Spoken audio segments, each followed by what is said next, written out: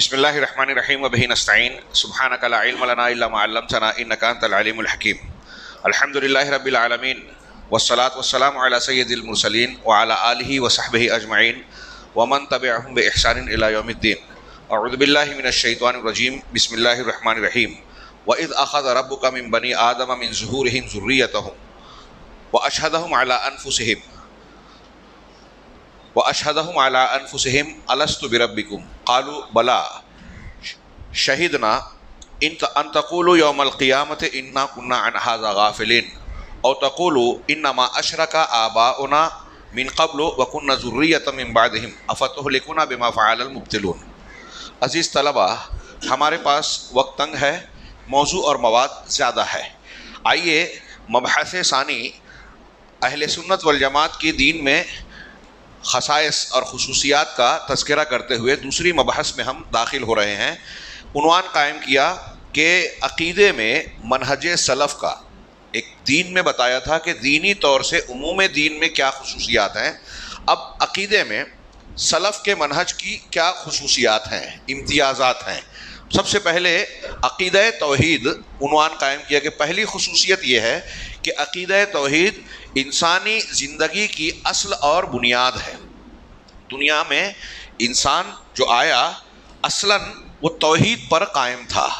آگے ہم تذکرہ کریں گے کہ دنیا میں جو یہ خیال پایا جاتا ہے محققین کے نزدیک، مادہ پرستوں کے یہاں، ارتقائی نظریات کے حاملین کے یہاں، جو ڈاروین کا نظریہ فلاں اور فلاں کو جو مانتے ہیں، وہ کہتے ہیں کہ انسان پہلے امیبا تھا، پھر مختلف درجوں سے گزرتا ہوا انسان بنا، ان کے اندر ترقیات آئی، پہلے جنگلوں میں رہتا تھا، پھر دھیرے دھیرے مذہب کا خیال آیا، بہت بعد میں الہ کا اور معبود کا تصور پیدا ہوا۔ اس کو عربی میں توتمیہ اور انگریزی میں ٹوٹمزم کہتے ہیں۔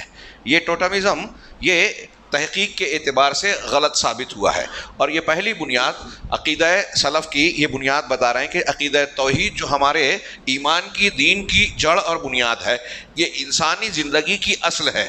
چنانچہ یہ کہتے ہیں کہ انسانیت عقیدہ توحید اور اللہ تبارک و تعالیٰ پر ایمان کی ساتھ پروان چڑھی۔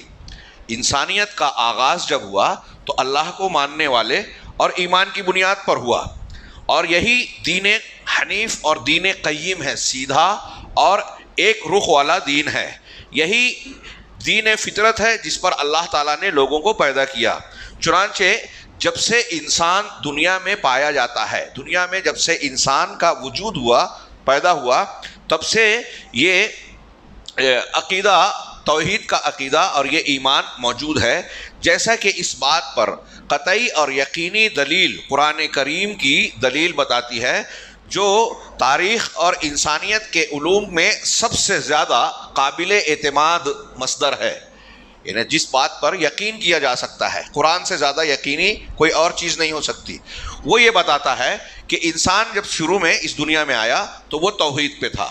کیسے یہ بات بالکل قطعی نہ ہو، جبکہ یہ رب العالمین کا کلام ہے۔ اللہ تعالیٰ نے قرآن مجید میں ارشاد فرمایا فَأَقِمْ وَجْهَكَ لِلدِّينِ حَنِيفًا، اپنے رخ کو، چہرے کو دین کے لیے قائم کیجئے، یکسو ہو کر، ایک رخ ہو کر، کئی طرف کئی معبودوں کو نہیں ماننے کا، صرف اللہ کو، اس کی طرف رخ کریں۔ فطرت اللہ التی فطر الناس علیہا، یہی اللہ کی فطرت ہے، فطرت جو نیچر ہمارے اندر ہے، اللہ کی فطرت ہے جس پر اللہ نے لوگوں کو پیدا کیا۔ سارے انسان توحید کی فطرت پر پیدا کیے، قرآن کی یہ آیت بتا رہی ہے۔ اب وہ پہلا انسان ہو یا کوئی بھی، فطرت پر پیدا ہوا۔ ذالک الدین القیم، یہی سیدھا دین ہے کہ آپ ایک روح ہو کے صرف اللہ کے لیے عبادت کے لیے کھڑے ہوں۔ ولکن اکثر الناس لا یعلمون، یہ دین قیم ہے، لیکن آج صورتحال یہ ہے کہ اکثر لوگ اس کا علم نہیں رکھتے، جانتے نہیں ہیں۔ یہ چیز جو بیان کی گئی ہے وَيَشْمَلُ ذَلِكَ كُلَّ اصول العقیدہ، دین کی طرف اپنے چہرے کو اللہ کی طرف یکسو ہو کر موڑ لیجئے۔ یہ کہہ رہے ہیں کہ اس میں عقیدے کے جتنے اصول ہیں اور ایمان کے جو 6 ارکان ہیں، اور اس سے نکلنے والی جو چیزیں ہیں، صرف اللہ تبارک و تعالیٰ کی توحید نہیں، بلکہ اللہ پر ایمان، فرشتوں پر، کتابوں پر، رسولوں پر، آخرت پر، تقدیر پر، جو 6 بنیادیں ہیں، اور 6 بنیادوں سے جڑے ہوئے دین کی جتنی بھی چیزیں ہیں وہ سب اس میں آ گئی کہ اللہ تعالیٰ نے اس فطرت پر پیدا کیا۔ چنانچہ حضرت آدم علیہ السلام جو اس دنیا کے پہلے انسان ہیں، جتنی آسمانی کتابیں ہیں سب یہ بات بیان کرتی ہیں کہ دنیا کے پہلے انسان کون ہیں؟ سیدنا آدم علیہ السلام ابو البشر۔ اللہ تعالیٰ نے انہیں آدم علیہ السلام کو فطرت سلیمہ پر پیدا کیا۔ ہم جو اسکولوں میں پڑھتے ہیں ٹوٹمزم کی بنیاد پر، جس سے معلوم ہوتا ہے کہ ابتدائی دور کا انسان جنگل میں رہتا تھا، لباس نہیں، آگ کو نہیں جانتا تھا، ترقیات کے بہت ساری چیزوں کو سے واقف نہیں تھا، پتھر کا دور، لوہے کا دور یہ بیان کیا جاتا ہے۔ لیکن قرآن، حدیث اور سارے آسمانی مذاہب بتاتے ہیں کہ اس دنیا میں جس انسان نے سب سے پہلے قدم رکھا وہ عام آدمی نہیں تھے، ابو البشر نبی تھے۔ اللہ تعالیٰ نے یہ کہا کہ ان کو فطرت عقیدہ سلیمہ پر پیدا کیا، چنانچہ وہ اللہ پر، اس کے فرشتوں پر، کتابوں پر، رسولوں پر، آخرت کے دن اور تقدیر پر ایمان رکھتے تھے۔ اب یہاں کوئی سوال یہ کر سکتا ہے کہ ہم یہاں کتابوں اور رسولوں کہہ رہے ہیں، حضرت آدم علیہ السلام جب پہلے شخص تھے تو ابھی انبیاء آئے کہاں، ابھی کتابیں اتری کہاں؟ تو اس کا جواب یہ ہے کہ آپ دیکھیں کہ نوح علیہ السلام کی قوم نے صرف نوح علیہ السلام کا انکار کیا۔ قرآن نے کہا کذبت قوم نوح المرسلین، قوم نوح نے رسولوں کا انکار کیا۔ تفصیل کا موقع نہیں ہے، صرف ایک جملے میں یہ بات کہ ایک رسول کا، سچے رسول کا انکار تمام رسولوں کا انکار ہے، کیونکہ سب انبیاء ایک دوسرے کو سچا مانتے ہیں۔ اب آپ نے اگر ایک کو غلط کہا جو سچے رسول ہیں تو سارے نبیوں کی بات کو آپ نے جھٹلا دیا۔ موسیٰ علیہ السلام نے نبی کریم صلی اللہ علیہ وسلم کی پیشین گوئی فرمائی ہے توریت میں اور اپنی باتوں میں۔ اب اگر کوئی شخص نبی کریم صلی اللہ علیہ وسلم کو کوئی یہودی رسول نہیں مان رہا ہے تو وہ اللہ کے رسول کا تو انکار کر ہی رہا ہے، موسیٰ علیہ السلام کا بھی انکار کر رہا ہے، ان کی بات بھی نہیں مانتا۔ تو اس قاعدے کو دماغ میں رکھیے۔ تو یہ جو ایمان کی بنیادیں ہیں یہ آدم علیہ السلام کے پاس بھی موجود تھی، بلکہ ابتدا میں یہی ایک دین تھا جیسا کہ قرآن کہتا ہے۔ اور یہ اللہ تبارک و تعالیٰ کے لیے آدم علیہ السلام توحید خالص پر قائم موحد تھے، اور اللہ تعالیٰ کے بارے میں وہ سارے عقیدے اختیار کیے ہوئے تھے جو اللہ کی تعظیم، اس کی اطاعت، اس سے امید، اس سے خوف اور ڈر کے لیے ضروری ہیں۔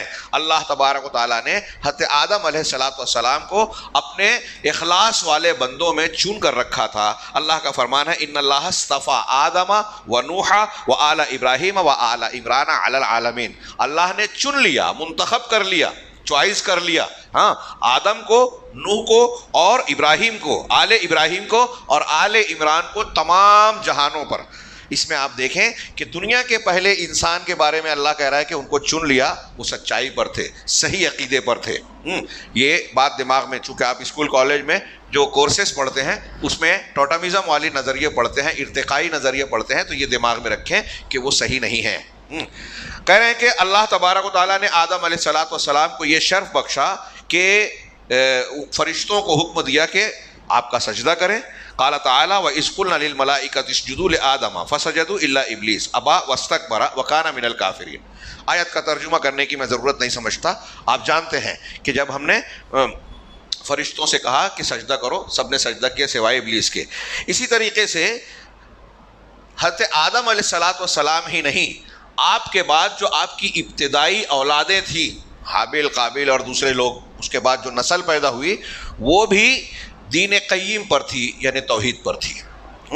اور ایک لمبی کئی نسلوں کے بعد اور ایک لمبے زمانے کے بعد انحراف اور انسانیت کے اندر شرک پیدا ہوا۔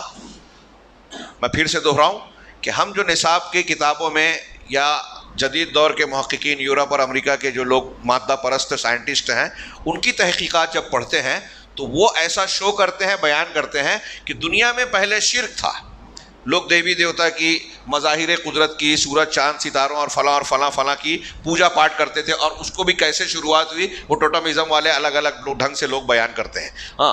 تو پہلے یہ تھا، بعد میں اللہ کا تصور آیا، ایسا بیان کیا جاتا ہے، لیکن یہ بالکل غلط بات ہے۔ مولانا ابوالکلام آزاد نے تفسیر سورۃ الفاتحہ لکھی تو اس میں یہ بتایا، یہ جو ہمارے ہاں موہن جودارو اور ہڑپا کی جو کھدائیاں ہوئی ہیں پاکستان کے علاقے میں چلا گیا، ہندوستان بٹنے سے پہلے وہ ہندوستان کا حصہ تھا، تو اس میں جو ہزاروں سال پہلے کی جو کھدائی ہوئی اور اس میں جو علامتیں ملی، اس کی تحقیقات سے، اکتشافات سے یہ معلوم ہوا کہ اس زمانے میں بھی توحید پائی جاتی تھی. اور ان کا دعویٰ ہے کہ دنیا کے جتنے مذاہب ہیں، اگرچہ وہاں شرک بعد میں آ گیا، لیکن اس کی تعلیمات میں اگر آپ غور کریں گے، تحقیق کریں گے، تو پتہ چلے گا کہ ہر مذہب کی بنیادی تعلیم میں توحید ضرور ہے. اللہ تبارک و تعالیٰ نے ہر قوم کو پاس توحید کا پیغام پہنچایا، جو انسان کی کامیابی کی بنیاد ہے، جس کے لیے اللہ نے دنیا اور آسمان کو، جنت اور جہنم کو پیدا کیا. وما خلقت الجن والانس الا لیعبدون. تو کہا کہ شرک اور یہ انحراف بعد میں آیا، پہلے توحید تھی، پہلے دین خالص تھا. اللہ تبارک و تعالیٰ نے اپنے کیا ہے اس بات کا کہ اللہ ہی ان کا لوگوں کا پروردگار ہے، یہ بنی آدم سے عہد و پیمان لے لیا اور اس بات پر ان کو گواہ بنایا، جبکہ انسان عالم ارواح میں تھے، آدم علیہ السلام کی پیٹھ میں تھے، پیدا نہیں ہوئے تھے. عالم ارواح میں ہی اللہ تعالیٰ نے لوگوں کی روحوں کو نکال کر یہ عہد و پیمان لیا کہ میں تمہارا رب ہوں. سب نے اس بات کا اعتراف کیا. چنانچہ سورہ اعراف کی آیت نمبر 172 173 میں اللہ کا ارشاد ہے، جو آیت میں نے ابھی درس کی شروعات میں پڑھی تھی، وَإِذْ أَخَذَ رَبُّكَ مِن بَنِي آدَمَ مِن ظُهُورِهِمْ ذُرِّيَّتَهُمْ.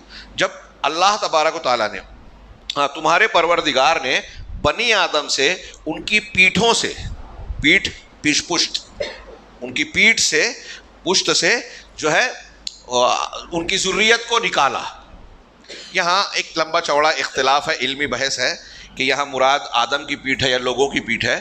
تو ہم تفسیر کو، حدیثوں کو، صحابہ کی تشریح کو دیکھتے ہیں تو دونوں باتیں اس میں شامل نظر آتی ہے کہ اللہ تعالیٰ نے آدم علیہ السلام کی پیٹھ سے تمام پیدا ہونے والی روحوں کو نکالا اور پھر ان کے نفسوں پر خود ان کے اوپر گواہ بنایا اور کہا الست بربکم، کیا میں تمہارا پروردگار نہیں ہوں؟ قالوا بلا، سب نے کہا ہاں کیوں نہیں، تو ہی ہمارا رب ہے. سارے انسانوں نے دنیا میں آنے کے بعد، کوئی ہندو، عیسائی، کرسچن، کوئی بھی مذہب والا بن گیا ہو، لیکن عالم ارواح میں سب نے اعتراف کیا کہ تو ہی ہمارا رب ہے. کیوں نہیں؟ شہیدنا، ہم نے اس کی گواہی دی. آگے والے جملے کو بہت غور سے سنیے، قرآن کا ارشاد ہے، اللہ نے فرمایا کہ یہ عہد و پیمان ہم نے کیوں لیا؟ ان تقولوا یوم القیامت انا کنا عن ھذا غافلین، کہ تم قیامت کے دن یہ کہنے لگو کہ ہم کو تو یہ معلوم ہی نہیں تھا، ہم اس سے غافل تھے. یعنی توحید کے معاملے میں کسی انسان کا، یہ نوٹ کر لیجئے دماغ میں، کہ توحید کے معاملے میں کوئی انسان قیامت کے دن یہ نہیں کہہ سکتا کہ ہمیں معلوم نہیں تھا، انا کنا عن ھذا غافلین. جہالت کا عذر نہیں چلے گا. قبر میں سوال ہوگا تمہارا رب کون تھا. ہر انسان سے 3 سوال ہونا ہے. جب بندہ یہ کہے گا کہ ہاں ہائے میں نہیں جانتا، تو فرشتے کیا جواب دیں گے؟ منکر نکیر کہ نہ تو نے پڑھا نہ جانا. اس کا مطلب یہ پڑھنا اور جاننا ضروری ہے، دوسری دنیا میں دنیا کے علم سیکھے نہ سیکھیں، لیکن یہ سیکھنا ضروری ہے کہ رب کون ہے، دین کون سا ہے، اور پیغمبر محمد صلی اللہ علیہ وسلم کون ہے. 3 سوال جو قبر میں ہوں گے ہر انسان سے. تو کہا کہ تاکہ قیامت کے دن یہ نہ کہہ سکو کہ ہم اس سے غافل تھے. او تقولوا، یا یہ کہنے لگو کہ انما اشرک آباؤنا، کہ ہمارے باپ دادا نے شرک کیا تھا، وکنا من قبل، اس سے پہلے، وکنا ذریۃ من بعد، اور ہم ان کے بعد ان کی ذریت تھے. دنیا میں ہم دیکھتے ہیں کہ ماں باپ جو طریقے پہ ہوتے ہیں، بیٹے وہی آپ اور ہم یہاں ہندوستان میں پیدا ہوئے، ہمارے ماں باپ جیسا لباس پہنتے ہیں اور اس علاقے میں جیسا لباس ہے ہم وہی پہنتے ہیں. جو کھانا آپ کے علاقے میں کھایا جاتا ہے، آپ کے والدین کے گھر میں آپ وہی کھاتے ہیں، آپ کی عادت وہی پڑی. سعودی عرب میں رہنے والا، امریکہ میں رہنے والا، برطانیہ میں رہنے والا، آسٹریلیا میں رہنے والا، ان کے والدین جو پہنتے ہیں کھاتے ہیں، ان کی اولاد اسی طریقے. تو دنیا کے معاملے میں یہ تقلید چلتی ہے، لیکن دین اور توحید کے معاملے میں یہ تقلید چلے گی کیا کہ میرے باپ دادا نے شرک کیا تو میں بھی کر رہا ہوں؟ کیوں نہیں چلے گی؟ اس لیے کہ یہ فطرت کے خلاف ہے.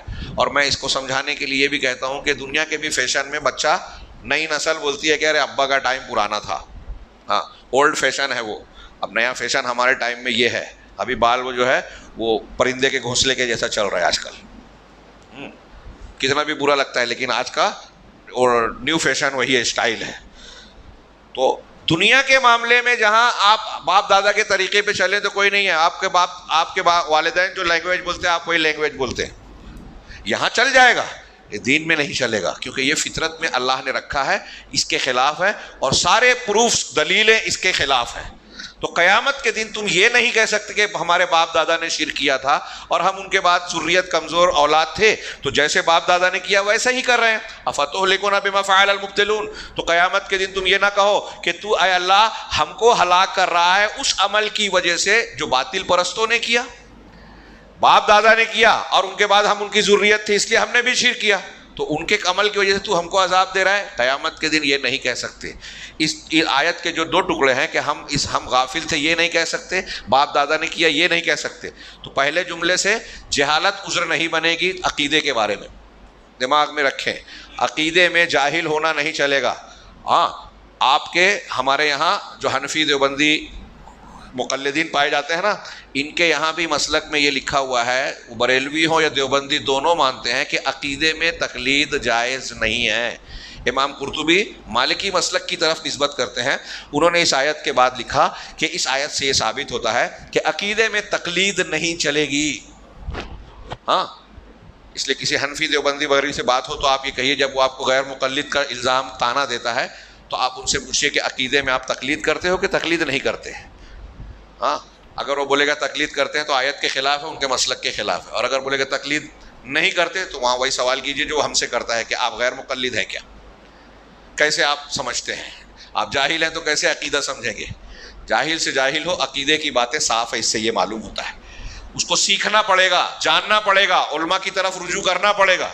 تو کہا کہ یہ باطل پرستوں کے، اس آیت پہ انہوں نے یہ ٹاپک ختم کر دیا۔ ایک حدیث کی طرف میں صرف اشارہ کروں، بخاری کی حضرت انس کی روایت ہے، اللہ کے رسول صلی اللہ علیہ وسلم نے فرمایا کہ قیامت میں اللہ تبارک تعالیٰ ایک جہنمی سے سوال کرے گا کہ دنیا میں تو جہنم کے عذاب جھیل رہا ہے، میں پوری دنیا جس دنیا میں تو رہتا تھا غافل ہو گیا، پوری دنیا تجھ کو مل جائے تو کیا تو یہ پسند کرے گا کہ پوری دنیا فدیے میں دے دے، بدلے میں دے دے، اور اس عذاب سے چھٹکارا مل جائے؟ تو کہے گا ہاں ضرور، میں پوری دنیا دے کر اس سے بچنا چاہوں گا۔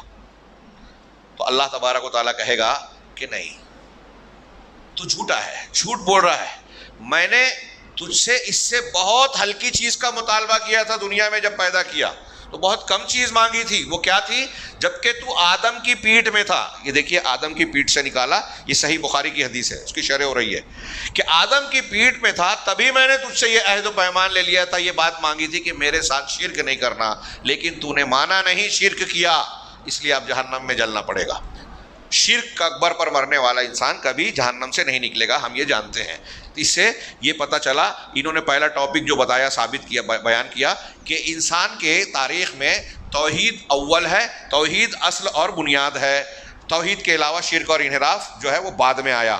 دوسرے نمبر پر دوسری خصوصیت کہ عقیدہ توحید یہ ایسی فطرت ہے جس پر اللہ تبارک و تعالیٰ نے لوگوں کو پیدا کیا۔ چنانچہ دنیا میں جتنے بھی لوگ پیدا ہوتے ہیں، بچہ جب پیدا ہوتا ہے تو وہ اسی فطرت پر، توحید پر پیدا ہوتا ہے اور اسی پر پروان چڑھتا ہے، جب تک کہ خارجی طور پر کوئی چیز، کوئی ماحول، ماں باپ اس کو اس حقیقت سے، سچائی سے جس پر وہ پیدا ہوا ہے، اس سے ہٹا کر دوسری طرف نہ پھیر دیویں۔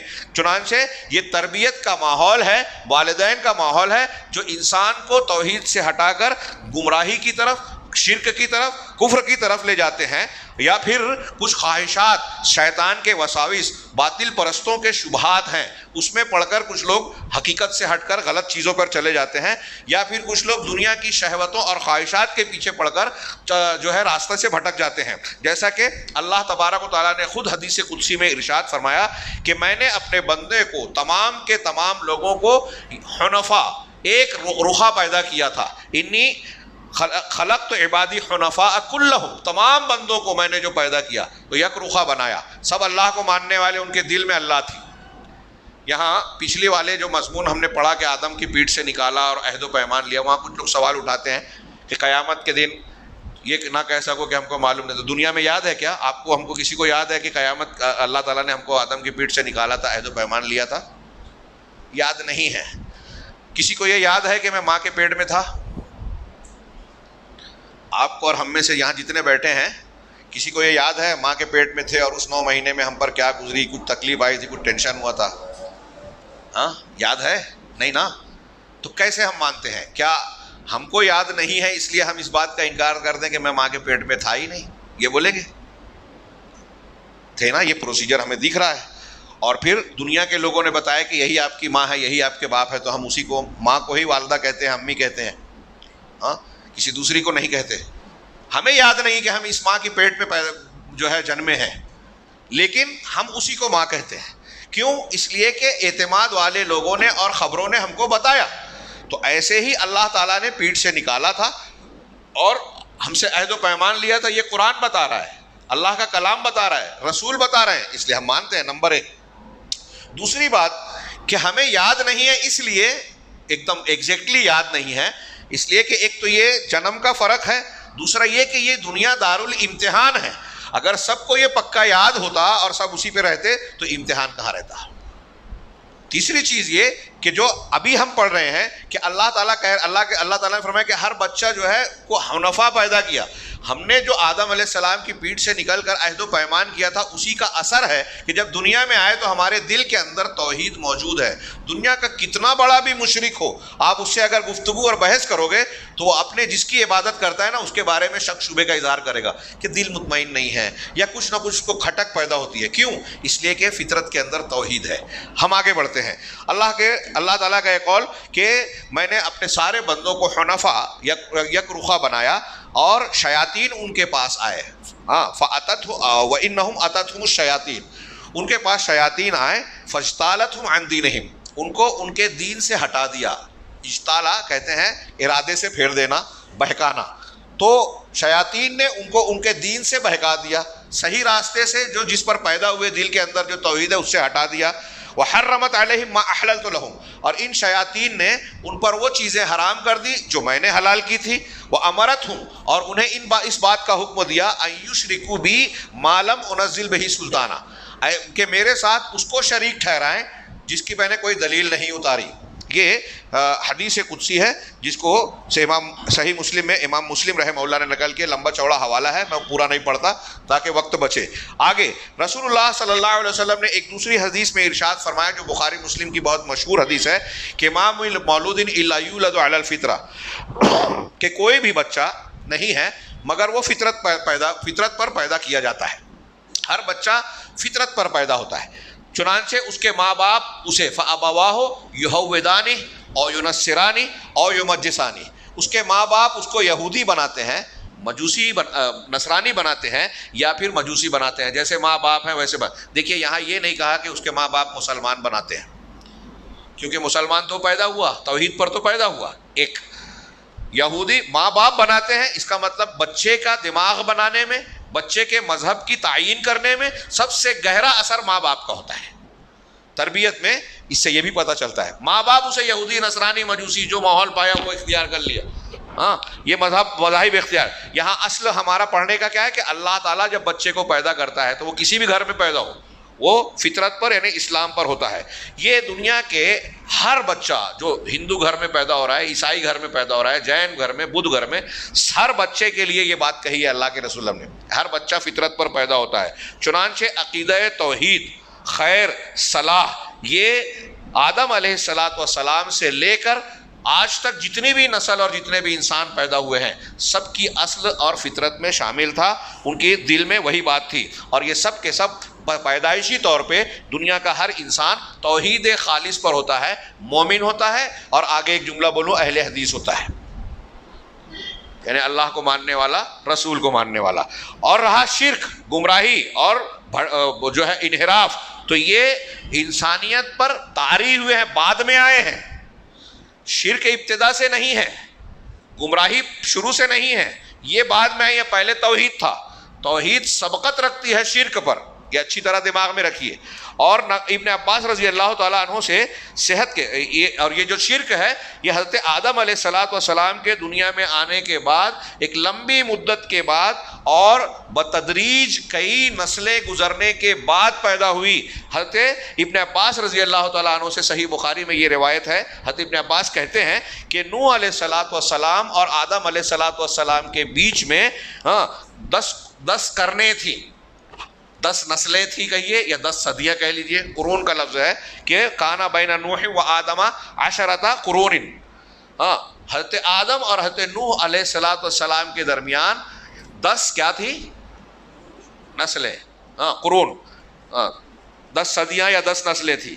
کلہم، حضرت ابن عباس کہتے ہیں کلہم علی شریعت من الحق، سب کے سب حق کی شریعت پر تھے. فاختلفوا، اس کے بعد ان کے اندر اختلاف ہوا عقیدے کا.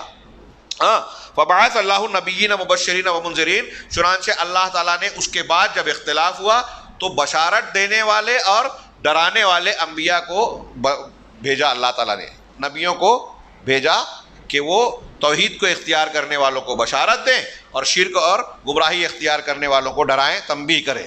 بات سمجھ میں آ رہی ہے؟ حضرت آدم سے لے کر حضرت نوح علیہ الصلوۃ والسلام تک شرک نہیں تھا.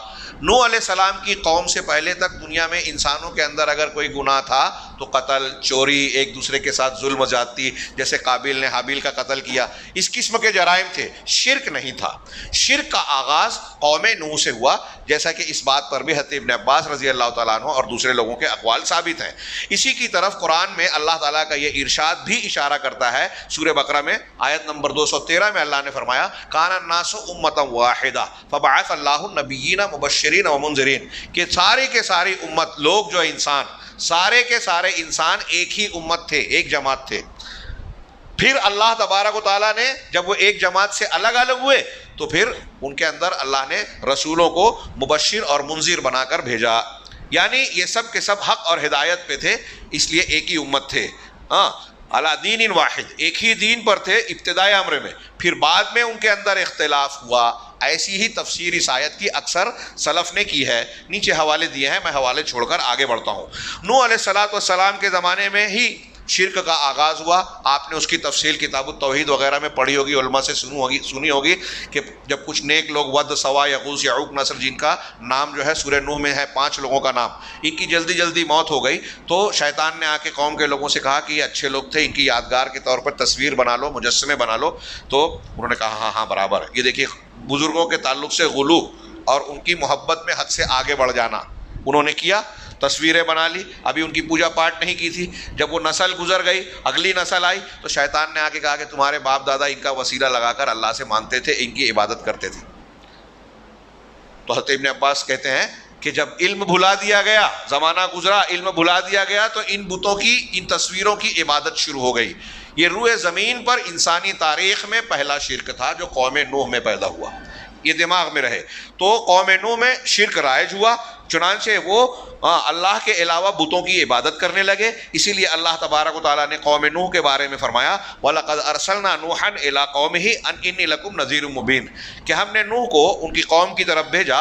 انہوں نے دعوت دی کہ میں تمہارے لیے کھلا ہوا ڈرانے والا ہوں. اللہ تعبدوا الا اللہ، ڈرا رہا ہوں اور یہ کہہ رہا ہوں کہ اللہ کے سوا کسی کی عبادت نہ کرو. انی اخاف علیکم عذاب یوم عظیم، یوم علیم، میں تمہارے اوپر دردناک دن کے دردناک دن کے عذاب سے ڈرتا ہوں. فقال الملأ الذین کفروا من قومہ، تو ان کی قوم کے جو سردار لوگ تھے، ان لوگ کفر کرنے والے، انہوں نے کہا ما نراک الا بشرا مثلنا، ہم تو آپ کو اپنے ہی جیسا انسان دیکھتے ہیں. دیکھیے یہ گمراہی ہے. انسانوں کی ہدایت کے لیے اللہ انسانوں کو ہی رسول بنائے گا نا. تو قوم نوح اور مسلمانوں میں بہت سارے لوگ ایسے ہیں کہ رسول کو کہہ رہے ہیں کہ آپ ہمارے جیسے انسان ہیں اس لیے رسول نہیں مانا. آج ہمارے ہاں کچھ مسلمان ایسے ہیں جو کہتے ہیں کہ اللہ کے رسول ہے اس لیے انسان نہیں ہے. وہ بولتے تھے کہ انسان ہے تو رسول نہیں، یہ بولتے ہیں کہ رسول ہے تو انسان نہیں. باتیں کی ہے نا. رسالت اور بشریت اکٹھا نہیں ہو سکتی. تو انہوں نے بھی کہا کہ ہم تو آپ کو اپنے ہی جیسا انسان دیکھتے ہیں. وما نراک تبعک الا الذین هم اراذلنا بادی الرائے، اور ہم یہ بھی دیکھ رہے ہیں کہ آپ کی پیروی کرنے والے، آپ کے پیچھے چلنے والے بظاہر وہی لوگ ہیں جو ہمارے ہاں نچلے طبقے کے لوگ ہیں، اراذل ہیں، کمتر لوگ ہیں، چھوٹے لوگ. انبیاء کی بات ماننے والے عام طور سے قوم کے وہ لوگ ہوتے جو ٹوٹے پھوٹے ہوئے. سردار لوگوں کو ڈر ہوتا اگر نبی کی بات مانیں گے تو ہماری سرداری چلی جائے گی. یہ کوئی حق اور ناحق کی دلیل نہیں ہے کہ اس کے پاس گلیمر ہے، اس کو ماننے والے اتنے ہیں، اس کو ٹی وی چینل پہ اتنے لوگ لائک کرتے ہیں تو وہ بڑا ہو گیا. دنیا میں اتنے لائک کرنے والے ہیں، اتنے فالوورز ہیں تو وہ بڑا ہو گیا. اور اس عالم کے فالوورز کم ہیں تو یہ چھوٹا ہو گیا. جاہل لوگ یہ طے کریں گے. آج کل ہمارے یہاں جاہل بولتے ہیں کہ وہ عالم ہے، وہ عالم نہیں ہے. ایک فن کو جو جاننے والا ہے ہی نہیں آپ کو آپریشن کرانا ہے تو آپ ڈاکٹر سے پوچھیں گے یا انجینئر سے پوچھیں گے؟ اگر آپ کو پیٹ کا یا اس کا علاج کروانا ہے تو آپ ڈاکٹر کے پاس جاتے ہیں. لیکن دین کے معاملے میں دیکھتے ہیں کہ جاہل فیصلہ کر رہے ہیں علماء کے بارے میں. خیر وہ ابھی ہم بعد میں اگر موضوع آیا تو اس پر تھوڑی سی گفتگو کریں گے. تو حضرت نوح علیہ السلام وما نری لکم علینا من فضل بل نظنکم کاذبین، تو قوم نوح نے کہا کہ ہم آپ کے لیے اپنے اوپر کوئی فضیلت نہیں سمجھتے بلکہ آپ کو جھوٹا سمجھتے ہیں. ہاں مضمون زیادہ ہے اس لیے میں آگے بڑھتا ہوں. وبہذا یتبین قطعا، اس تفصیل کے ساتھ قطعی طور سے یہ بات واضح ہو جاتی ہے کہ صاف ستھرا عقیدہ اور توحید خالص، صحیح عقیدہ اور توحید خالص انسانی تاریخ میں اصل ہیں، بنیاد ہیں، شروعات سے ہیں. اور گمراہی، شرک، بت پرستی یہ وہ چیزیں ہیں جو ایک لمبی مدت کے بعد دنیا کے پہلے انسان آدم علیہ السلام کے اس دنیا سے گزر جانے کی لمبی مدت کے بعد دنیا میں پیدا ہوئے، طاری ہوئے. اور یہ ان غلط نظریات کے برخلاف ہیں جس کو آج علماء اجتماع، معاشرتی علماء جو ہیں ماہرین بیان کرتے ہیں اور کہتے ہیں، اور جدید دور کے کچھ محققین کہتے ہیں. غیر مسلم تو غیر مسلم، بعض مسلمان جو اسکول کالج میں پڑھتے ہیں اور دین سے ناواقف ہوتے ہیں وہ بھی ان کی پیروی کرتے ہوئے یہی سمجھتے ہیں کہ پہلے انسان جو ہے وہ جنگل میں رہتا تھا، ادیمانوں والا تصور، ننگا پنگا، ہاں تہذیب سے ناآشنا، ہاں وہ کچھ چیزیں جانتا نہیں تھا. لیکن یہ چیزیں کہہ رہے ہیں کہ یہ قرآن و حدیث کی یہ حقیقت اور جو دلیلیں ہم نے پڑھی اس سے معلوم ہوتا ہے کہ یہ خیالات غلط ہیں، جو کہ ایسا گمان کرتی ہے کہ ابتدا میں، شروع میں جب لوگوں نے مذہب اور معبود کو جانا بھی تو بہت سارے معبودوں کو پوجتے تھے. پھر شرک اور وثنیت تثلیث تک آئی، یعنی 3 خداؤں کو ماننے تک. پھر تثلیث سے بڑھ کر توحید آئی، یعنی ایک خدا کو ماننے کا تصور آیا. یہ ایسا گمان ہے جس کا قرآن، سنت اور عقل سلیم رد کرتی ہے. یہاں شیخ دکتور ناصر نے کہا کہ قرآن، حدیث اور عقل سلیم، میں اس میں ایک چیز کا اضافہ کرتا ہوں. مولانا ابوالکلام آزاد اور دوسرے بہت سارے علماء محققین نے لکھا کہ انسانی تاریخ کی تحقیق بھی بتاتی ہے کہ دنیا میں پہلے توحید تھی، شرک بعد میں آیا. ہاں اب جس طریقے سے یہ انسانوں کی تاریخ ہے ایسے ہی جنوں کا معاملہ بھی ہے. جنوں میں بھی اصل توحید ہی ہے. ہاں ھذا عن البشر ویلحق بہم الجن، یہ انسان کے بارے میں تھا اور انسانوں کے ساتھ ہی جن بھی جڑے ہوئے ہیں، کیونکہ اللہ تبارک و تعالیٰ نے قرآن میں جنوں کئی مقامات پر انسانوں کے ساتھ ساتھ جنوں کو بھی خطاب کیا. یا معاشر الجن والانس الم یاتکم رسول منکم، کہ اے جنوں اور انسانوں کی جماعت، کیا تمہارے درمیان سے رسول نہیں آئے تمہارے پاس؟ یہ سورہ انعام کی آیت ہے. اسی طرح ہم نے جو شروع میں آیت پڑھی تھی سورہ ذاریات کی مشہور آیت، وما خلقت الجن والانس الا لیعبدون، کہ میں نے جن و انس کو نہیں پیدا کیا مگر اس لیے کہ وہ صرف میری عبادت کریں. یعنی ہماری اور جنوں کی پیدائش دونوں کا مقصد بتایا. اس کائنات میں بہت ساری چیزیں ہیں، امتحان یہ 2 کا ہو رہا ہے. اور اس امتحان کا بنیادی سوال، کوئسچن کیا ہے جس کو حل کرنا ہے کہ اللہ کی عبادت کی جائے دوسروں کی عبادت سے بچ کے، اللہ کی بات اور شریعت کو مانا جائے دوسروں کی بات ماننے کے مقابلے میں. یہی اصل ہے. دین، پورا دین، مذہب اسی کے گرد گھومتا ہے، اس بنیاد کے گرد. چنانچہ جنوں اور انسانوں کو اللہ نے کہا کہ میں نے اس لیے پیدا کیا وہ صرف میری عبادت کریں، یعنی میری توحید کو اختیار کریں. اس کا مطلب دنیا میں دوسری بھی عبادتیں رہے گی اور امتحان یہ ہے کہ ان سب سے بچ کے صرف اللہ کی عبادت کی جائے. یہ جنوں کی بات ہو گئی. اسی طرح ملائکہ اور دوسری جتنی بھی کائنات کی مخلوقات ہیں. ہاں حضرت خیریت سے کچھ کہہ رہے ہیں؟ ملائکہ کسے کہتے ہیں؟ میں نے کہا ملائکہ مانے آپ کی لینگویج میں کیا بولیں گے ملائکہ کو؟ ہاں جی میں سن نہیں پا رہا ہوں. ملائکہ ہی بولتے ہیں. ہم لوگ اردو میں فرشتہ بولتے ہیں. فرشتے جانتے ہو نا، ہمارے ایمان کی بنیادوں میں سے ہے. تو ملائکہ، انسانوں کی بات ہوئی، ان کے یہاں اصل توحید ہے، جنوں میں اصل توحید ہے. پھر ملائکہ اور دنیا میں جتنی بھی مخلوق ہے، جتنے بھی مخلوقات ہیں وہ سب اللہ تبارک و تعالیٰ کے سامنے جھکتے ہیں، خشوع خضوع اختیار کرتے ہیں. رہے ملائکہ اور دوسری مخلوقات تو یہ سب کے سب اللہ تبارک و تعالیٰ کلی طور سے اللہ کے سامنے جھکتے ہیں، اس کی تابعداری کرتے ہیں، اس کے سامنے عاجزی اختیار کرتے ہیں. اور یہ اللہ کے سامنے جھک جانا، اس کی باتوں کو مان لینا، یہی توحید کا تقاضا ہے. اللہ کی توحید کو ماننے کا یہی مطلب ہے کہ اللہ کے سامنے جھک جایا جائے. چنانچہ فرشتوں کے بارے میں اللہ تبارک و تعالیٰ نے بیان کیا قرآن مجید میں، لا یعصون اللہ ما امرہم وَيَفْعَلُونَ مَا يُؤْمَرُونَ. فرشتوں کا طریقہ، ان کا مزاج کیا ہے کہ اللہ جو بھی حکم دیتا ہے اس میں وہ اللہ کی نافرمانی نہیں کرتے، اللہ کی بات رد نہیں کرتے، اور وَيَفْعَلُونَ مَا يُؤْمَرُونَ، جو بھی انہیں حکم دیا جاتا ہے اس کو کرتے ہیں. یہی توحید ہے. ہم اللہ کو مان رہے ہیں تو اب اللہ جو ہم سے کہے ہم مان لیں، اس کے سامنے جھک جائیں. توحید کا تقاضا یہی ہے. تو فرشتوں کے بارے میں یہ کہا، اس کا مطلب فرشتے بھی توحید پر ہیں. اور دوسری مخلوقات دنیا میں، یہ پیڑ پودے، آسمان زمین، چرند پرند، دنیا میں جتنی بھی مخلوقات ہیں، ایک ایک ذرہ، سورج چاند ستارے، اور ہم جن چیزوں کو جانتے ہیں، جن چیزوں کو نہیں جانتے، وہ ساری چیزیں، ان کے بارے میں کہا اللہ تعالیٰ نے قرآن مجید میں، وَإِن مِّن شَيْءٍ إِلَّا يُسَبِّحُ بِحَمْدِهِ وَلَٰكِن لَّا تَفْقَهُونَ تَسْبِيحَهُ، کہ کائنات میں کوئی بھی چیز نہیں ہے، کوئی بھی چیز نہیں ہے ہاں جو مگر سب کے سب اللہ کی پاکی بیان کرتی ہے، اس کی حمد اور تعریف کے ساتھ، اللہ کی حمد اور ستائش کے ساتھ ساتھ اللہ کی پاکیزگی بیان کرتے ہیں کہ اللہ کے اندر کوئی عیب، کوئی خامی، کوئی نقص نہیں ہے. وہ عیب سے بالا تر ہے اور اس کے اندر ساری خوبیاں کمال کی ہیں. ساری کائنات کے لوگ اللہ کی تسبیح اس کی حمد کے ساتھ بیان کر رہے ہیں، لیکن تم ان کی تسبیح کو نہیں سمجھ سکتے. آج کل ہمارے یہاں کچھ لوگ مفسر اور تفسیر کرنے والے دانشور عقل کی بنیاد پر جو کرتے ہیں، وہ بولتے ہیں کہ یہ جو پرندے چرندے اور یہ جو تسبیح بیان کر رہے ہیں، دراصل اللہ تعالیٰ نے جس چیز کو جس مقصد کے لیے پیدا کیا وہ اسی مقصد پر گامزن ہے، کام کر رہا ہے. یہی مطلب ہے اس کا.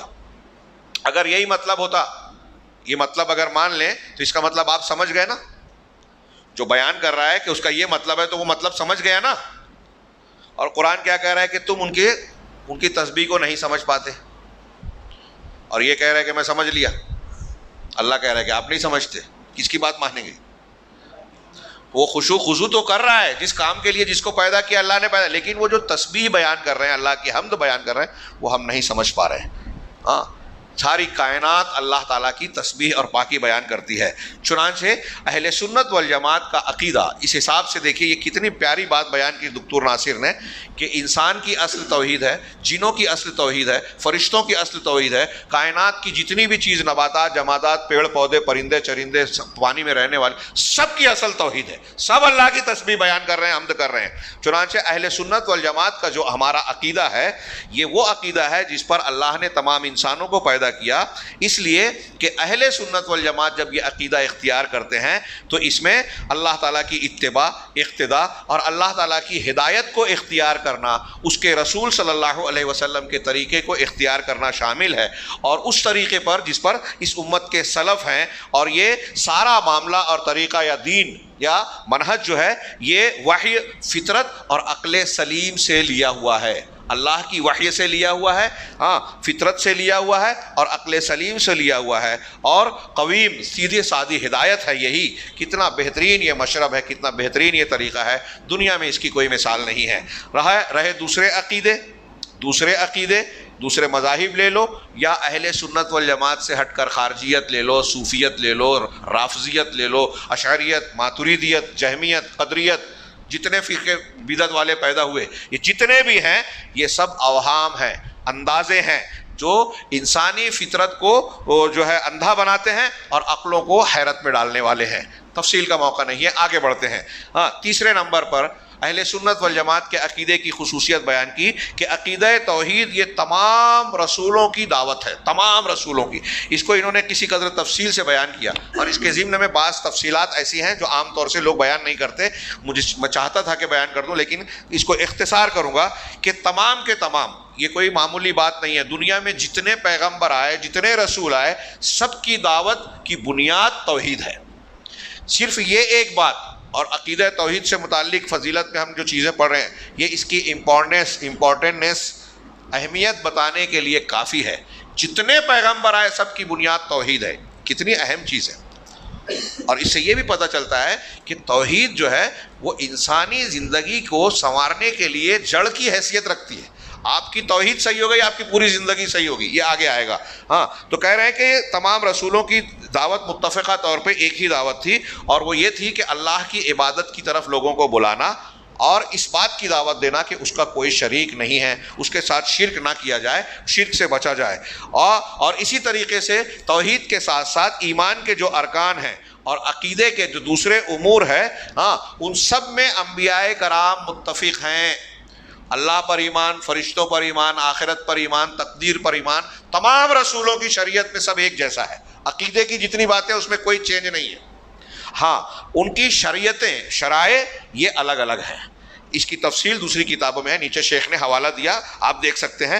بلکہ کہہ رہے ہیں کہ توحید کی طرف دعوت دینا، شرک سے روکنا اور شرک کے وسائل سے روکنا. شریعت نے صرف، انبیاء نے صرف شرک سے منع نہیں کیا بلکہ ان راستوں سے بھی منع کیا جس پر چلنے سے آدمی شرک تک چلا جائے. تصویر بھی مت بناؤ، تصویر بنانا شرک نہیں ہے، تصویر کو پوجنا شرک ہے، لیکن تصویر بنانا شرک کی طرف لے جاتا ہے، اس لیے شرک کا راستہ بند کرنے کے لیے اس کو بھی حرام قرار دیا. تو توحید کی طرف بلانا، شرک سے ڈرانا، شرک کے وسائل سے روکنا، یہ پہلا اور سب سے پہلا اور سب سے بڑا مسئلہ اور قضیہ ہے تمام رسولوں اور امتوں کے درمیان. دنیا میں جتنے بھی پیغمبر آئے، نوح علیہ السلام سے لے کر آج اللہ کے نبی صلی اللہ علیہ وسلم تک، ان پیغمبروں اور قوموں کے درمیان سب سے بڑا جھگڑا کیا تھا؟ توحید اور شرک کا سب سے بڑا جھگڑا یہی تھا. اس پہ کوئی مصالحت نہیں کی. آج ہم اس کو غیر ضروری سمجھ کے چھوڑ دیتے ہیں، جبکہ انبیاء، نبی اپنی قوم کا سب سے بہترین انسان، بلکہ ساری انسانوں میں سب سے اونچے درجے کا انسان ہوتا ہے. نبی کریم صلی اللہ علیہ وسلم کو مکہ کے لوگ امین اور صادق اور سب سے اچھا انسان مانتے تھے، لیکن جب آپ نے شرک سے منع کیا تو آپ کے خلاف ہو گئے. لیکن آپ نے کبھی شرک اور توحید پر کوئی مصالحت، سمجھوتا نہیں کیا کہ چلو ٹھیک ہے تمہاری بات بھی مان لی جائے. اس پر کبھی نرمی نہیں برتی.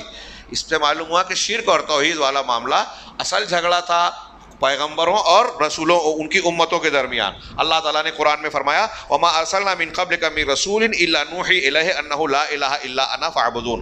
ہم نے آپ سے پہلے کسی بھی رسول کو نہیں بھیجا مگر ہم ان کی طرف یہ وحی کرتے کہ اللہ کے سوا کوئی معبود برحق نہیں ہے، لہٰذا تم صرف میری عبادت کرو.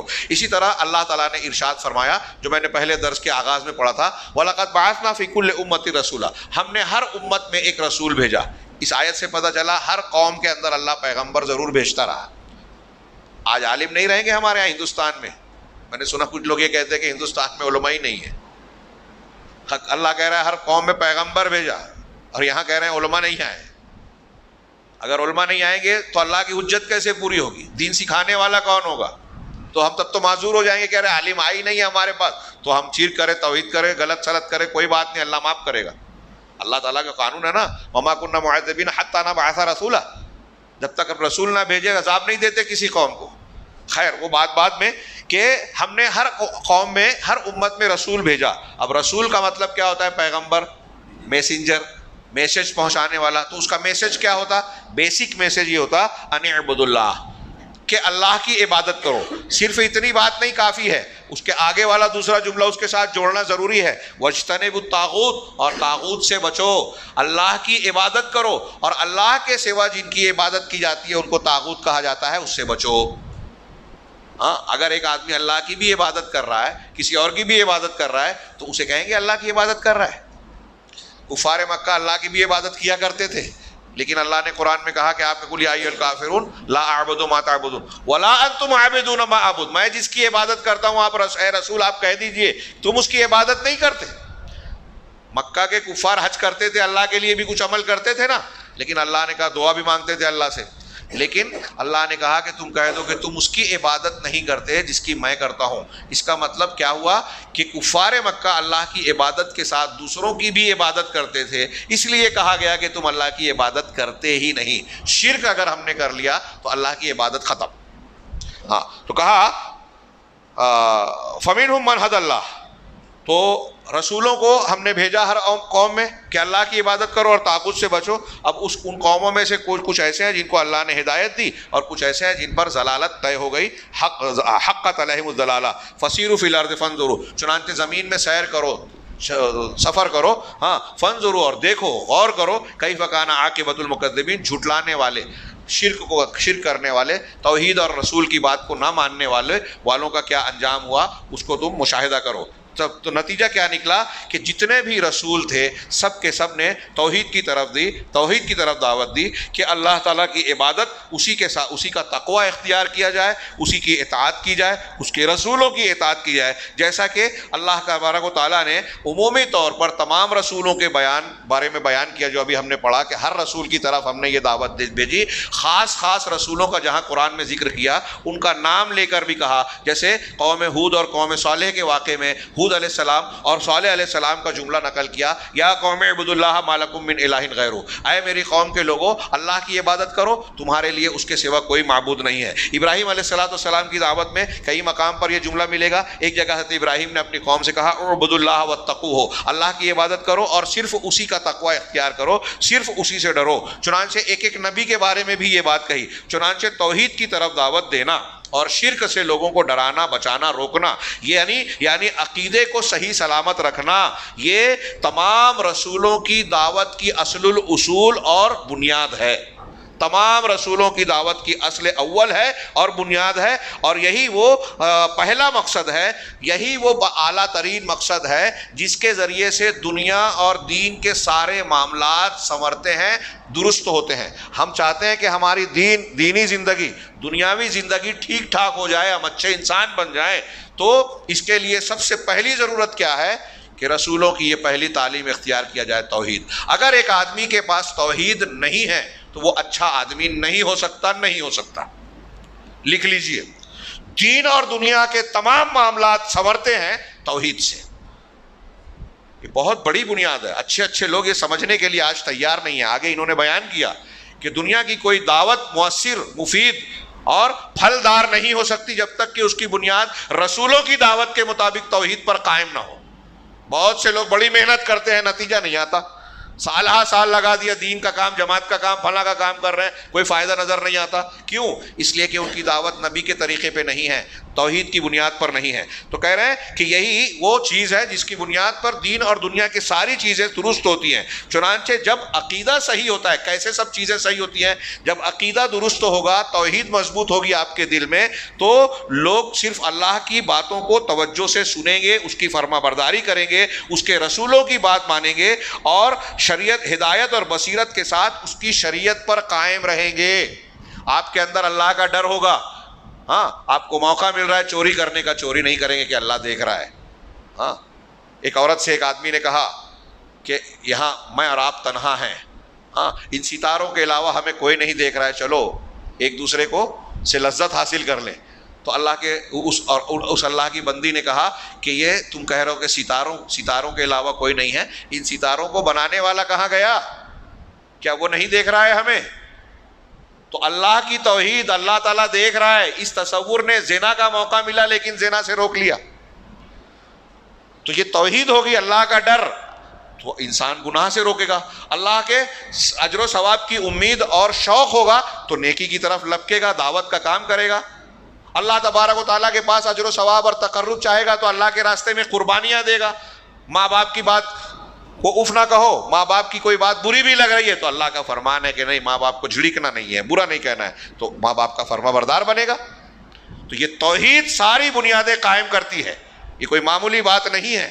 ہاں، انسان کو انسان بناتی ہے، سنوارتی ہے۔ اللہ کے رسول صلی اللہ علیہ وسلم نے توحید پر لوگوں کی، صحابہ کی تربیت کی تھی۔ دیکھیے، گناہ ہوا، خود لا کے پیش کر دیا عدالت میں کہ میں نے ایسا گناہ کیا ہے، مجھ کو سزا دیجیے۔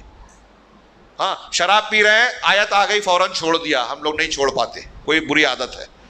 کیوں؟ اس لیے کہ ہماری توحید کمزور ہے۔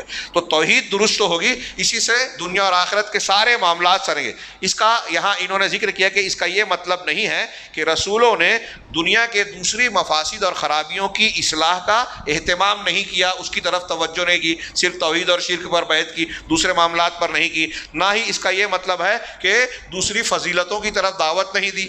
یعنی ایسا نہیں ہے کہ دوسری برائیوں سے نہیں روکا اور دوسری نیکیاں نہیں بتائیں، بلکہ انہوں نے ایسے شرائع اور مناہج، ایسے طریقے اور احکام بیان کیے جس پر امتیں چلتے ہوئے چلے گی، اور اس کے ذریعے سے دنیا کی زندگی کے معاملات بھی سب درست ہو جاتے ہیں، اور پھر اسی کے تحت میں وہ نیکی کا حکم دینے والے، اصلاح اور انصاف کرنے والے بن جاتے ہیں، برائیوں سے روکتے ہیں، فساد اور ظلم سے روکتے ہیں، اور ہر خیر اور فضیلت اسی کے ذریعے سے اسی کے بنیاد پر جو ہے حکم دیتے ہیں، اور ہر شر اور رذیلت سے لوگوں کو منع کرتے ہیں۔ یعنی یہ توحید کی جڑ بنیاد سے یہ ساری چیزیں پیدا ہوتی ہیں کہ دوسری ساری چیزوں پر خود عمل کرنے کی کوشش کرتے ہیں، توحید کی بنیاد پر یہ شرائع اور احکام بیان کرتے ہیں، یہ کرو، یہ مت کرو، اور اس سے روکو، اس کو پھیلاؤ، اس سے منع کرو، تو یہ ساری خیر توحید کی بنیاد پر پھیلتی جاتی ہے۔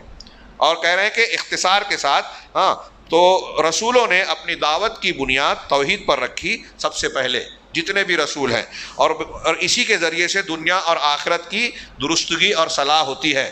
اور ان کے وبجانب دعوتہم للتوحید، توحید کی دعوت کے پہلو میں انہوں نے ان چیزوں کی بھی دعوت دی اور اصلاح کی جو ان کی اپنی اپنی قوموں میں خرابیاں پیدا ہو گئی تھی۔ پچھلی قوموں میں آپ دیکھیں گے کہ پیغمبر جب اپنی قوم میں آئے تو توحید کی دعوت دی، شرک سے منع کیا بیسیکلی، لیکن اگر وہاں کوئی خاص برائی پائی جاتی ہے، جیسے قوم شعیب میں وہ ناپ تول میں کمی کرنے کی برائی تھی تو اس سے بھی منع کیا حضرت شعیب نے۔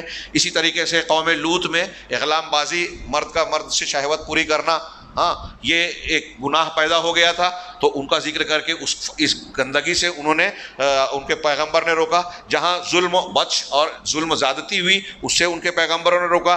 دلوں کی خرابی یا کہیں غلو پیدا ہوا بزرگوں کو یا دین کے معاملے میں حد سے آگے بڑھ جانا، تو ان کے پیغمبروں نے ان چیزوں سے منع کیا۔ تو بیسیکلی توحید کی تعلیم دی، شرک سے روکا، اور پھر اس کے علاوہ کوئی اور بھی خرابی اگر کسی امت میں ہے تو ان کے پیغمبروں نے اس سے بھی ان کو منع کیا، توحید کے ساتھ ساتھ اس کی بھی طرف توجہ دی۔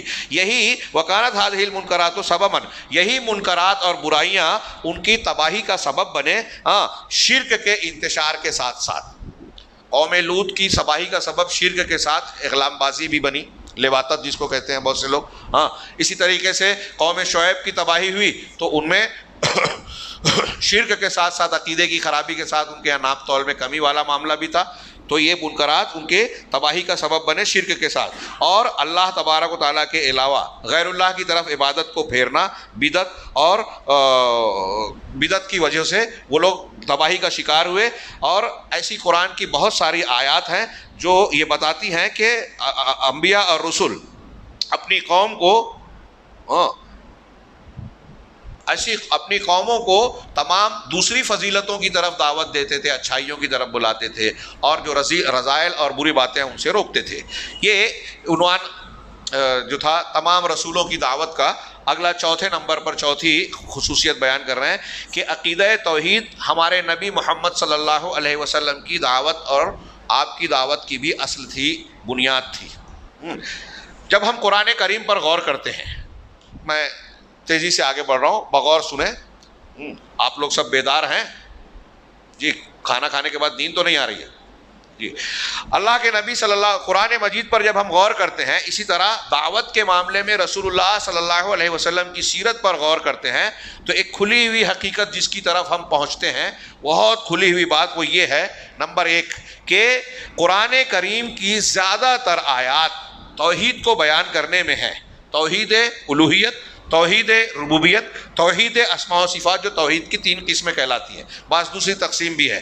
اسی طریقے سے قرآن کی آیتوں میں عبادت کو اللہ کے لیے خالص کرنے کی دعوت ہے، دین کو اور عبادت کو صرف اللہ کے لیے خالص کیا جائے بغیر کسی شریک کے، اور عقیدے کی بنیادوں کو، اس کے اصول کو دلوں میں مضبوط بنایا جائے۔ قرآن کی بیشتر آیتیں اسی کو بیان کرتی ہیں، کیونکہ قرآن میں آپ کہیں گے انہوں نے بیان کیا کہ سب سے پہلے جو نازل ہوا اقرا بسم ربک الذی خلق وغیرہ کے گیپ کے بعد جو سب سے پہلے نازل ہوا یا ایھا المدثر، تو اس میں انہوں نے ان آیتوں کو پیش کیا کہ آپ دیکھیے کہ رسول اللہ صلی اللہ علیہ وسلم کو یہ جو شروع میں علم کی پہلے نبی بنایا گیا، اس لیے پہلی وحی میں اقرا بسم ربک الذی خلق کہا گیا۔ پھر جو اس کے بعد جب دین کی بات شروع ہوئی تو پہلی بات کیا کہے گی؟ یا ایھا المدثر قم فانذر وربک فکبر وثیابک فطہر والرجز فہجر۔ ہاں، اے کپڑا اوڑھنے والے اٹھ جا، قم فانذر، اٹھو اور ڈراؤ، لوگوں کو آگاہ کرو اور اپنے رب کی بڑائی بیان کرو اور اپنے کپڑے کو صاف کرو، دل کے ساتھ ظاہر بھی صاف کرو، والرجز فہجر۔ اور یہاں معصیت، رجز عذاب اور معصیت کو کہتے ہیں، یہاں مراد بت ہے، شرک ہے، کہ بتوں سے تم علیحدہ رہو، الگ رہو۔ نبی کریم صلی اللہ علیہ وسلم کو خطاب ہے، آپ بت پرستی نہیں کر سکتے تھے، آپ کو خطاب کر کے امت کو کہا جا رہا ہے کہ بتوں کی پرستی سے بچو، شرک سے بچو، ولا تمنن تستکثر، اور کسی پر احسان نہ کرو کہ بڑھ کر اس کا بدلہ پاؤ، وَلِرَبِّكَ فَاصْبِرْ، اور اللہ کے لیے، اللہ کی راہ میں صبر کرو۔ تو یہ پہلی وحی فترہ وحی کے بعد آئی۔ اس وحی میں اللہ کے رسول صلی اللہ علیہ وسلم کو دعوت کی تعلیم دیتے ہوئے یہ کہا جا رہا ہے کہ شرک سے آپ الگ رہیے، بتوں کی پرستش سے آپ دور رہیے۔ دوسرے گناہوں سے پہلے اس کا ذکر کیا، بہت سارے گناہ تھے اربوں میں، لیکن آپ کو پہلے کیا کہا جا رہا ہے؟ شرک سے بچیے، شرک سے بچائیے، لوگوں کو ڈرائیے۔ پھر قرآن کریم اس کے بعد مسلسل نازل ہوتا رہا۔ پورے مکی دور میں آپ دیکھیے کہ مکہ میں 13 سال کی زندگی، ہاں، اس میں قرآن کی جو آیتیں نازل ہوئی اس کا زیادہ تر بیشتر حصہ عقیدے کو ثابت کرنے، توحید کو بیان کرنے اور اس کو مضبوط بنانے کی طرف پر مشتمل تھا، مضامین پر، اور اس بات کی دعوت پر مشتمل تھا کہ اللہ تبارک و تعالیٰ کے لیے عبادت کو اور دین کو خالص کیا جائے، اکیلے اسی کی عبادت کی جائے اور اس کے رسول کی اتباع کی جائے۔ مکہ کے 13 سال کے آپ کی سیرت کے دور میں آپ توحید کی دعوت دے رہے ہیں، قرآن نازل ہو رہا ہے تو توحید ہی بیان کیا جا رہا ہے۔ اسی لیے شیخ کہہ رہے ہیں دکتور ناصر، اسی لیے ہم پاتے ہیں کہ قرآن کریم کا اغلب حصہ، زیادہ تر حصہ توحید پر مشتمل ہے۔ کوئی معمولی بات نہیں ہے یہ، قرآن کا بیشتر حصہ۔ بلکہ ابھی میں اگر موقع رہا تو اس کے بعد شارٹ میں کہوں گا، علامہ ابن قیم، علامہ ابن ابی العز حنفی نے کہا کہ قرآن کا بیشتر پورا کا پورا قرآن توحید ہے۔ یا تو اللہ کے اسماء صفات ہیں، اس کے کام ہیں، فعل ہیں، اس کی خصوصیات ہیں، یا توحید کو ماننے والوں کا انجام ہے، یا توحید کا انکار کرنے والوں کا انجام ہے۔ پچھلی قوموں میں جنہوں نے توحید کو مانا ان کا کیا ہوا، جنہوں نے نہیں مانا ان کا کیا ہوا، یہ واقعات ہیں۔ جو ماننے والے اور نہ ماننے والے آخرت میں کیا ہوگا، ان کا انجام ہے۔ جو ماننے والے ہیں وہ کون سی شریعت پر عمل کرتے ہیں، جو نہیں ماننے والے ہیں وہ کیا اختیار کرتے ہیں، اس کا ذکر ہے۔ کافر مومن کی صفات کیا ہوتی ہے، منافق کی، توحید کو مانتا ہے تو کیسا ہونا چاہیے، نہیں مانتا ہے تو کیسا، یہ توحید کے تقاضے اور اس کی تکمیل کیا ہے۔ اس اعتبار سے علامہ ابن قیم کہتے ہیں اور علامہ ابن ابی العز حنفی، پورا کا پورا قرآن توحید ہے۔ الحمدللہ رب العالمین توحید، الرحمن الرحیم توحید، مالک یوم الدین توحید، ایاک نعبد و ایاک نستعین توحید، وآخر الآیہ توحید۔ پورا کا پورا قرآن کسی نہ کسی طرح توحید سے جڑا ہوا ہے۔ لیکن یہاں یہ کہہ رہے ہیں کہ یا تو قرآن کے اکثر حصہ توحید کو بیان کرتا ہے، یا تو صریح عبارت کے ساتھ کھل کر توحید پر بحث کرتا ہے، یا اشارے کے ساتھ، ہاں، اس طریقے سے کہ قرآن کا بیشتر حصہ توحید الوہیت اور عبادت کو اکیلے اللہ کے لیے خالص کرنے کی تعلیم پر مشتمل ہے، یا پھر توحید ربوبیت اور اللہ کے اسماء و صفات پر، علیم، خبیر، رحمان، رحیم، ہاں، والاول والآخر والظاہر والباطن، اللہ کے اسماء و صفات پر مشتمل ہے، یا ایمان اور اسلام کے اصولوں کو بیان کرتا ہے قرآن، غیب کے امور کو، تقدیر کے بھلے برے کو بیان کرتا ہے، آخرت کے دن کو بیان کرتا ہے، جنت کو اور جنت والوں کو، جنت میں جو جائیں گے اور اس کی نعمتوں کو بیان کرتا ہے، جہنم کو اور جہنم کے جہنمیوں کو اور ان کے عذاب، وعد اور وعید کو بیان کرتا ہے۔ جنت میں وہ جائے گا جو توحید مانتا ہے تو جنت میں جانا توحید والوں کا انجام ہے، جہنم میں وہ جائے گا جو توحید کو نہیں مانتا، لہذا وہ توحید کو نہ ماننے یا شرک کرنے والوں کا انجام ہے۔ وَأُصُولُ الْعَقِيدَةِ تَدُورُ عَلَىٰ هَٰذِهِ الْأُمُورِ، اور عقیدے کے جو اصول ہیں، بنیادیں ہیں، وہ انہی چیزوں پر، انہی امور پر گردش کرتے ہیں۔ یعنی یہ ساری باتیں عقیدے سے جڑی ہوئی ہیں۔ علماء کرام نے یہ بات بیان کی ہے کہ قرآن کا 1/3، ثلث کہتے ہیں 1/3 کو، قرآن کا 1/3 ایک تہائی حصہ احکام ہے، ایک تہائی حصہ اخبار ہے، انہیں خبریں دی گئی ہیں، غیب کے متعلق، ماضی کے متعلق، انبیاء کے واقعات، مستقبل کے واقعات، جنت جہنم آخرت کے واقعات، خبریں۔ تو کچھ احکام ہیں، 1/3 جو ہے احکام ہے، ایسا کرو ایسا مت کرو، 1/3 جو ہے وہ خبریں ہیں، اور 1/3 جو ہے وہ توحید ہے۔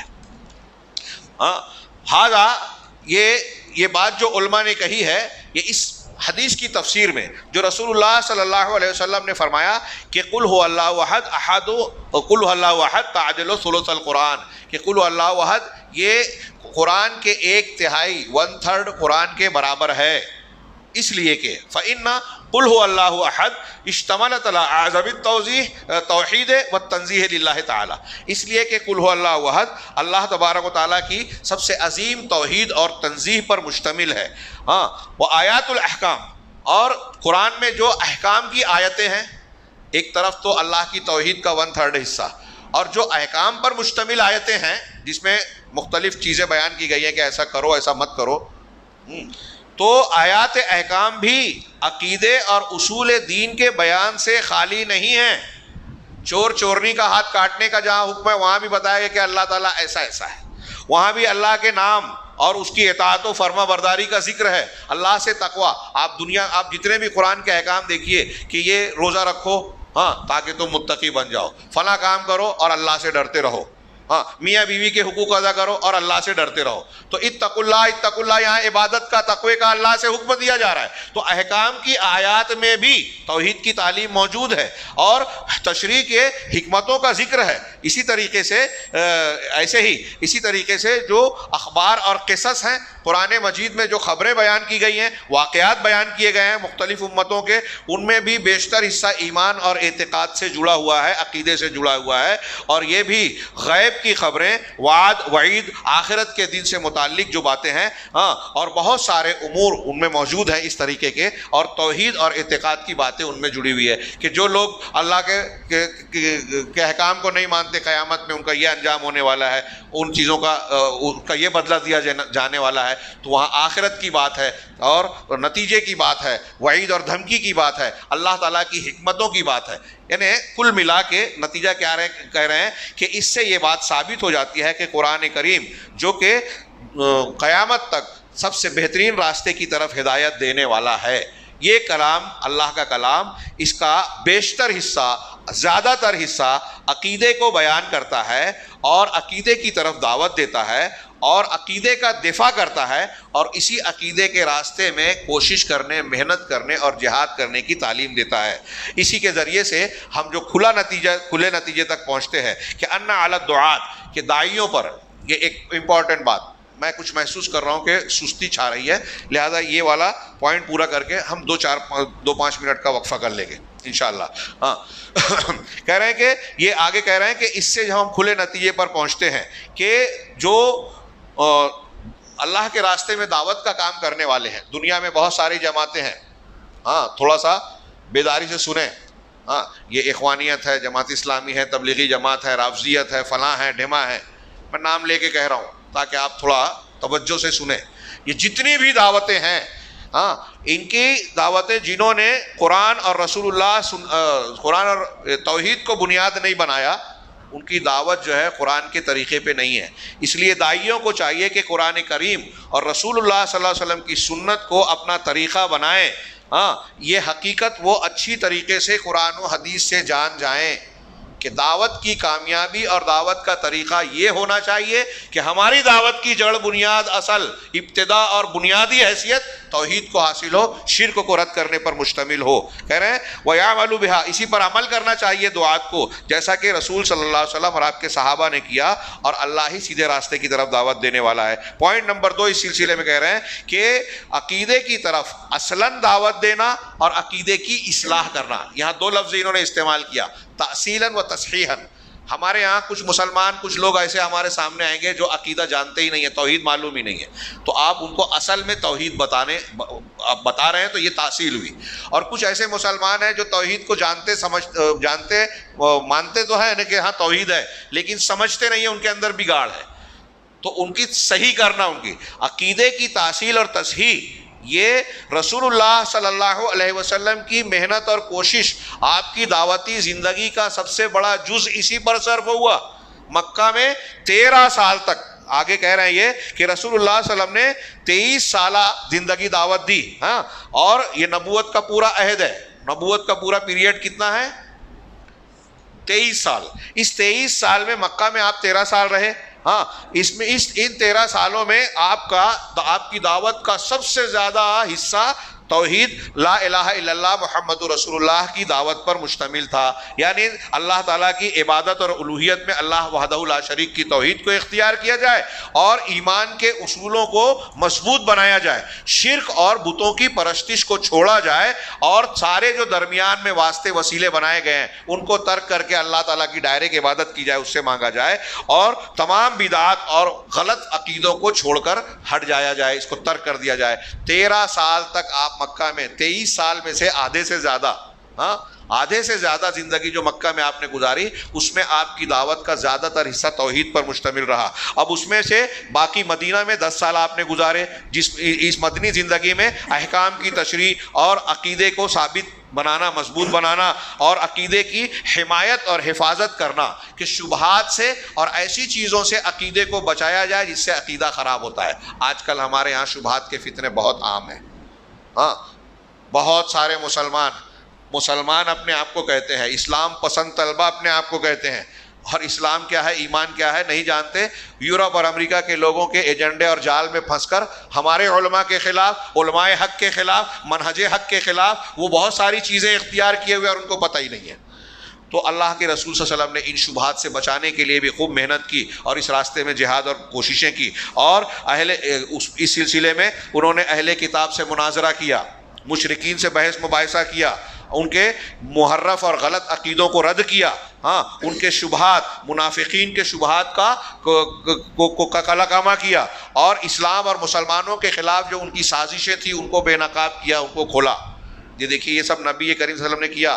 منہج سلف میں یہ بھی ہے کہ باطل کا رد کیا جائے، آخر میں ہے شاید ہم پہنچ نہ پائیں۔ وَكُلُّ هَذَا فِي حِمَا، یہ ساری باتیں جو رسول اللہ صلی اللہ علیہ وسلم نے کی مدنی زندگی میں، یہ سب عقیدے کی، ہر چیز سے پہلے عقیدے کی حفاظت کرنے کے لیے۔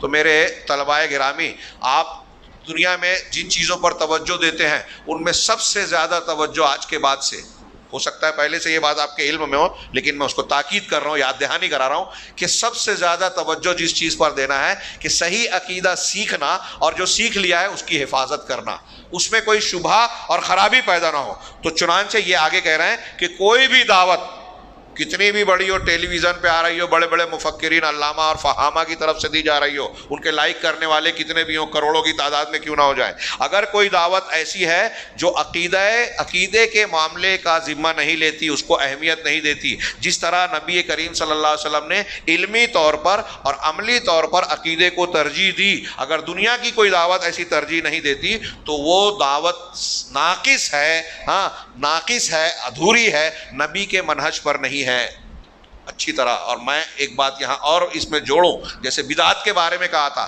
کہ آج آپ روئے زمین پر جتنی جماعتوں کو، مسلمان گروہوں کو دیکھ رہے ہیں، ابھی میں نے کچھ نام لیے، ان ناموں کے علاوہ بھی کوئی جماعت اگر پائی جا رہی ہے تو آپ دیکھیں گے کہ ان کی دعوت و تبلیغ میں کی بنیاد سلفی اور اہل الحدیث گروہ کے علاوہ کوئی بھی طبقہ، کوئی بھی جماعت ایسی نہیں ہے جو اپنی دعوت کی بنیاد کو وہ مرکزی حیثیت دیتی ہو جو اللہ کے نبی صلی اللہ علیہ وسلم اور صحابہ کے زمانے میں توحید کو حاصل تھی۔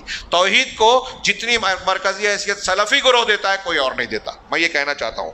کہہ رہے ہیں رسول اللہ صلی اللہ علیہ وسلم نے عقیدے کی بنیاد پر لوگوں سے جھگڑا کیا، جنگ کیا، توحید کا عقیدہ، ایمان کے اصول اور ارکان ایمان، یہاں تک کہ آپ نے یہ ارشاد فرمایا کہ دین سب اللہ کے لیے خالص ہو جائے۔ اس سلسلے میں میں تفصیل کو چھوڑ رہا ہوں جو شیخ نے پیش کی کہ آپ نے یہ بیان کیا کہ مجھے اس بات کا حکم دیا گیا کہ میں لوگوں سے قتال کروں، یہاں تک کہ وہ اس بات کی گواہی دیں کہ اللہ کے سوا کوئی معبود برحق نہیں ہے اور محمد اللہ کے رسول ہیں، نماز قائم کریں اور زکوٰۃ دیں۔ جب وہ ایسا کر لیں گے تو انہوں نے اپنی جان مال کو مجھ سے بچا لیا سوائے اسلام کے حق کے۔ اب جب وہ دعویٰ کر رہے ہیں کہ وہ مسلمان ہیں تو وہ محفوظ ہو گئے، اندر سے اگر وہ کافر ہیں تو آخری جملہ کہا وَحِسَابُهُمْ عَلَى اللَّهِ، ان کا حساب اللہ پر ہوگا۔ یہ میں نے شارٹ میں بیان کر کے آگے بڑھتا ہوں کہ اس کا یہ مطلب نہیں ہے کہ اللہ کے رسول صلی اللہ علیہ وسلم نے توحید اور شرک کے علاوہ دوسرے معاملات یا ایمان کے ارکان اور بنیادوں کے علاوہ، ایمان اور اسلام کے ارکان کے علاوہ دوسری چیزوں پر توجہ نہیں دی، اس کا یہ مطلب نہیں ہے، بلکہ دین کے فرائض جو دوسرے فرائض ہیں،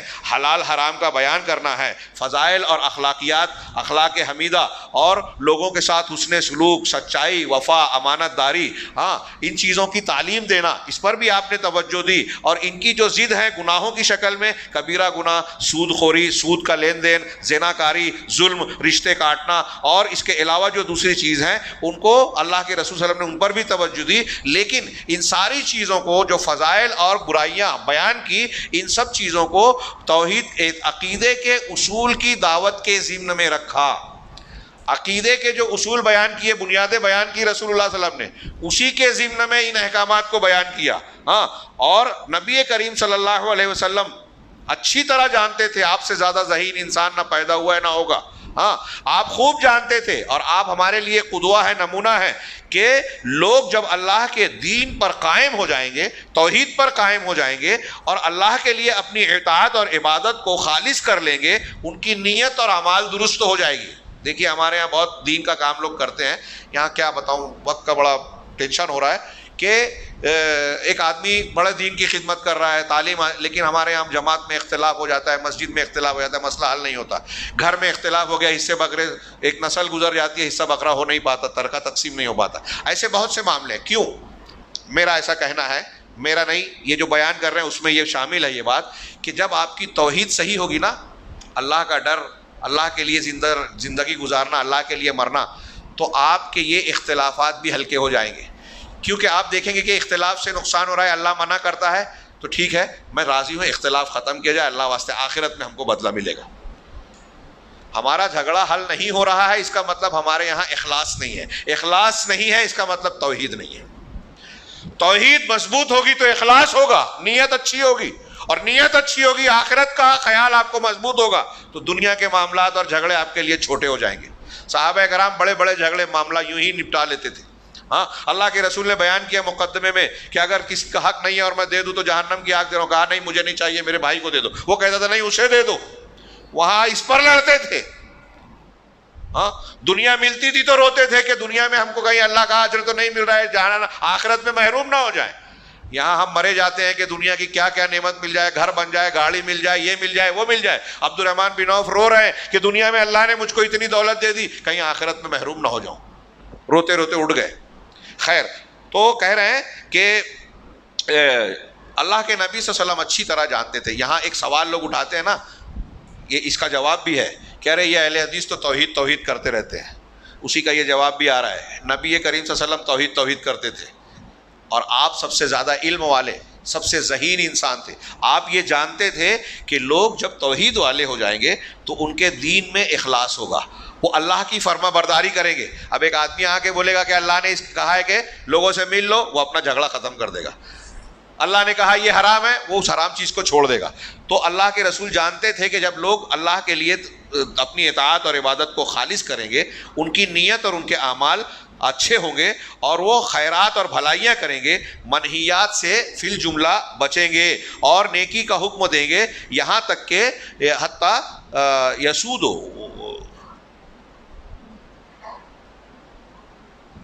یہاں تک کہ وہ نیکیاں اور بھلائیاں جو ہے لوگوں میں رائج اور عام ہو جائے گی، اور یہ جب توحید والے بنیں گے تو منکرات سے روکیں گے، یہاں تک کہ برائیاں جو ہے خود بخود کمزور اور کمتر ہوتی مٹتی جائیں گی۔ توحید مضبوط ہوگی تو نیکیاں پروان چڑھیں گی اور برائیاں کمزور ہوتی جائے گی۔ یہ 4 خصوصیات ہیں، اس کے بعد چند اور خصوصیات ہیں، میں چاہوں گا کہ 2-3 منٹ کا وقفہ ہو اور پھر مشورہ کر لیں کہ کتنے وقت تک کرنا ہے۔ آپ لوگ بھی تھوڑا سا، میں چاہوں گا کہ اس طریقے سے اپنے آپ کو حرکت دے دیں کہ چستی اور بیداری آ جائے، تاکہ اگلے جو چند نکات رہ گئے ہیں، ہم لوگ روز روز نہیں ملنے والے، میں بہت لمبے سفر سے آیا ہوں اور پتہ نہیں آئندہ آنا ہو، آپ سے ملاقات ہو یا نہ ہو، میں چاہوں گا کہ ہمارے یہ اوقات زیادہ بہتر سے بہتر انداز میں استعمال ہو جائے۔ اللہ تعالی ہمیں خیر کی توفیق دے۔ وآخر دعوانا الحمد للہ رب العالمین۔